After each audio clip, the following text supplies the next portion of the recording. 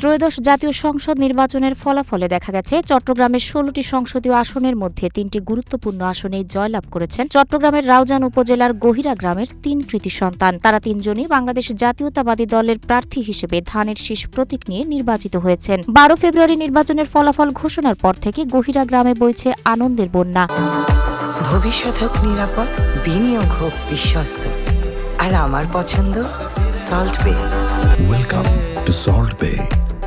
বাংলাদেশের রাজনৈতিক ইতিহাসে সচরাচর এমন দৃশ্য দেখা যায় না। এই ৩ সাংসদ হলেন বিএনপির জ্যেষ্ঠ নেতা গিয়াসউদ্দিন কাদের চৌধুরী, তার ভাতিজা হুম্মাম কাদের চৌধুরী এবং আরেক জ্যেষ্ঠ নেতা প্রয়াত আব্দুল্লাহ আল নোমানের ছেলে সাইদ আল নোমান। চট্টগ্রাম ৬ রাউজান, চট্টগ্রাম ৭ রাঙ্গুনিয়া এবং চট্টগ্রাম ১০ ডবল মুরিং হালিশহর ও খুলশী আসনে তাদের এই বিজয়ে পুরো এলাকায় উৎসবমুখর পরিবেশ বিরাজ করছে।